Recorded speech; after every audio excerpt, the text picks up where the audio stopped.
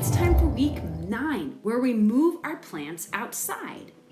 We've been watching our plants grow from small seedlings into strong, tall plants. Our plants are now over a foot tall each. You probably remember from last time that I told you we'd be looking for flowers next time we met. I grabbed my magnifier and started to look at the plants to see what I might find. There's a little bit of growth in there. Do you see that those might look a little different than leaves forming? Not quite the shape of a flower yet, but I definitely think we have some flowers starting to form. This is much clearer. You can start to see a little bit of a flower bud forming on these plants here. Check it out. 10 days later, that green bud is starting to get a little bit of white on the top. That's the start of a flower. I wanted to show you this other pepper's flower as well. It's growing a little differently than our Wonder Bells. You can see a little bit more white, and that flower is a little more developed. Similar to when we recorded the height and counted leaves, scientists and gardeners would also note the first day that each plant got its flowers. Today we're going to go ahead and plant our pepper plants outside. I've let them sit outdoors for a couple days in their pots so they're ready to be transplanted. My first step is to figure out how far apart I want my pepper plant to be from the edge of the garden. I chose 1 foot. I'm going to also plant each of my plants 1 foot apart. Plants all need different spacing out in the field. I chose 1 foot difference for all of these plants. You can also see I put a little stick there. I measured my stick to be exactly 1 foot long, and I'll use that as a way to measure the difference between each plant when I'm planting.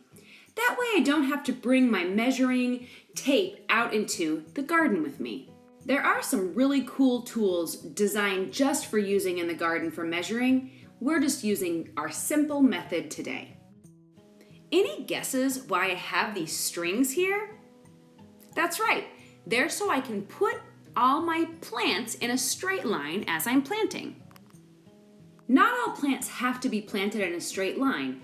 It just helps us when it comes to weeding, counting our plants, and putting down irrigation, which is a way to water our plants. Once I've placed all my plants along the straight line, it's now time for me to plant. I'm going to use a special tool called a hori-hori. That allows me to dig a nice hole in the ground for me to place my plant into. Similar to when I transplanted from a small pot into a larger pot, I want to make sure to gently squeeze out my plant and put it into its new home. I'll use the soil to pat it down and give it its new home. You can see it's really similar to what we did before. I'm going to make sure I've put a label next to all my plants so I know which ones I've put in the ground. If I was planting in a large field, I might just put 1 marker to show a whole group of plants that are similar. But since I'm planting in my garden this time, I'm going to make sure that all of my plants are labeled. Once I get all my plants in the ground, I'll go ahead and remove both of those strings. They were just there for a guide. I'll gently remove them, and then I can put in an irrigation or a watering system, or allow them to just grow strong without the string in their way. My final steps will be to clean everything up and give all my plants a good water. Look at how strong they're growing.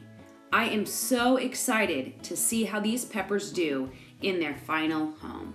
All right, and that wraps it up for today. See you next time.